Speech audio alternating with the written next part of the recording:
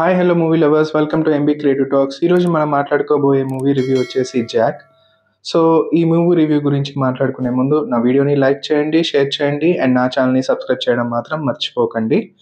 And ఎందుకంటే నేను నా ఎన్నో మూవీ రివ్యూస్ అట్లాగే హెల్త్ ఫ్యాక్ట్స్ నేను పోస్ట్ చేస్తుంటాను కాబట్టి సో నా ఛానల్ని మీరు ఎంకరేజ్ చేస్తారని నేను కోరుకుంటున్నాను. సో ఇప్పుడు మన మూవీ రివ్యూలోకి వెళ్ళిపోదాం. సో మూవీ రివ్యూ వచ్చేసి జాక్. సో ఇందులో లీడ్ రోల్ వచ్చేసి Siddhu Jonnalagadda and baby cinema heroine Vaishnavi and Prakash Raj and Naresh and ఇందులో చాలా క్యారెక్టర్స్ ఉన్నాయి. సో ఈ సినిమా గురించి చెప్పాలి అంటే ఒక కిక్ మూవీ, అలాగే ఒక ఏజెంట్ అంటే అక్కినేని అఖిల్ చేసినటువంటి మూవీ ఆ ఏజెంట్, అట్లాగే రవితేజ్ చేసినటువంటి కిక్, ఈ రెండు సినిమాలు మిక్స్ చేసి తీస్తే ఏముంటుందంటే జాక్. ఇందులో మన హీరో క్యారెక్టరైజేషన్ వచ్చేసి రవితేజ్ లానే ఉంటుంది. మూవీ ప్లాట్ స్టోరీ వచ్చేసి ఏజెంట్ లానే ఉంటుంది, ఇంచుమించు దాదాపు అలానే ఉంటుంది. ఇందులో కిక్లో మన రవితేజ్ ఏంటంటే చాలా అంటే పనిలో కిక్ కోసం ఎతుకుతూ ఉంటాడు. ఇందులో మన హీరో ఏంటంటే పాపం వాడు ఏదో చాలా చాలా ఫాదర్ ఏంటంటే ఏదో ఒక దాంట్లో స్పోర్ట్స్లో జాయిన్ చేస్తే ఏదో ఒక దాంట్లో క్లిక్ అవుతాడు అని అనుకుంటే ఎవరు ఆయన ట్రైన్ చేయలేరు అనమాట. లాస్ట్కి అతను రా అనే దాంట్లో ఎంచుకుంటాడు. సో అది లాస్ట్ దాకా చెప్పడనమాట తండ్రికి. సో దాన్ని ఒక ఫన్ క్రియేట్ చేస్తూ తీసుకెళ్లారనమాట.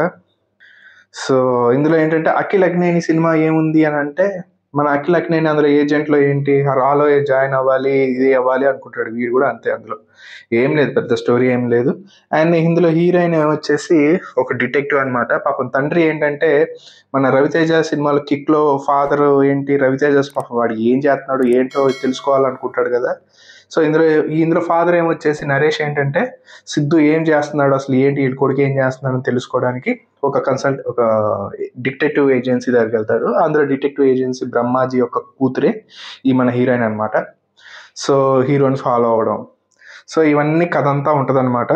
మనోడు రాలాగా అంటే రాలో ఇంటర్వ్యూ ఇచ్చిన దాని తర్వాత సెలెక్ట్ అవ్వకపోయినా సరే వీడు రా ఏజెంట్ అని ఫీల్ అయిపోయి అన్ని పనులు చేసేస్తూ ఉంటాడు అనమాట. అందులో రాలో హెడ్ ఎవరంటే ప్రకాష్ రాజ్ అనమాట. దీంట్లో వీళ్ళిద్దరితో కాంబినేషన్ ఒక కామెడీ అండ్ కొంచెం యాక్షన్ వేలో ఉంటుంది. అది కూడా కామెడీ, పెద్ద ఏముండదు. సో అది మూవీ. అండ్ ఈ సినిమా ఎలా ఉంది అంటే చాలా సహనాన్ని పరీక్షించింది అనమాట. భాస్కర్ గారు అసలు ఇలాంటి ఒక మూవీ కూడా తీస్తారని నేనైతే అనుకోలేదు. ఎందుకంటే ఒక మోస్ట్ ఎలిజిబుల్ బ్యాచిలర్ నుంచి చాలా ఎక్స్పెక్టేషన్తో జాక్ అంటే ట్రైలర్లో ఒక రకంగా ఉంది, ఇక్కడ చూస్తే రా ఏజెంట్ అని ఇది కొత్తగా చూపించారనమాట. అసలు హీరోకి ఏమాత్రం కనెక్ట్ అవ్వని మూవీ. నేనైతే సిద్ధుకి ఇది ఒక వేస్ట్ మూవీ అనిపించింది. అండ్ భాస్కర్ గారు ఎందుకు ఈ స్టోరీ రాశారో నాకైతే అర్థం కాలేదు.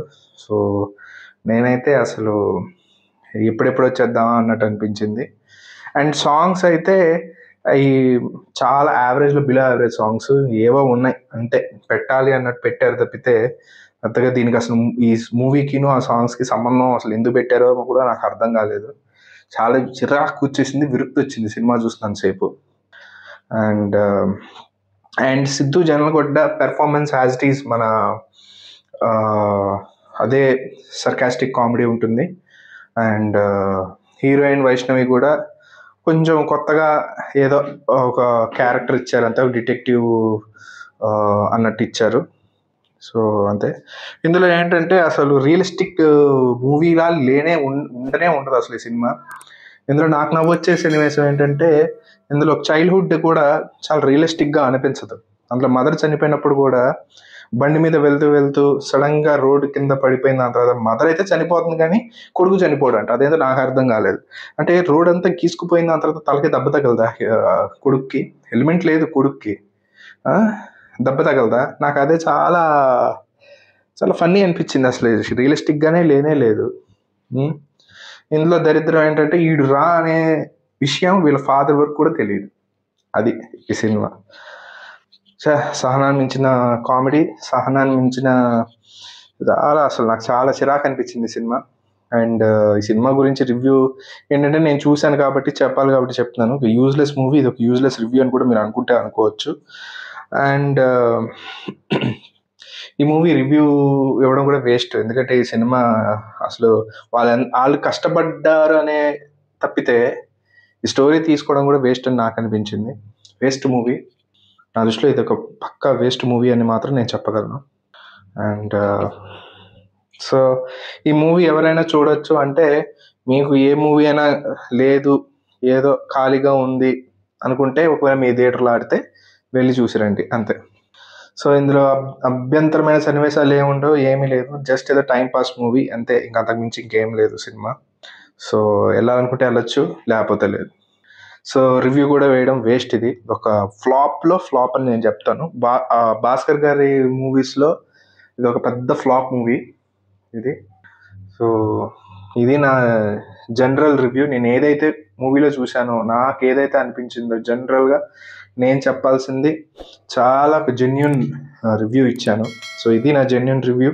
దీనికి రేటింగ్ కూడా ఇవ్వడం వేస్ట్ అనిపించింది మూవీకి. సో అది. So thank you so much.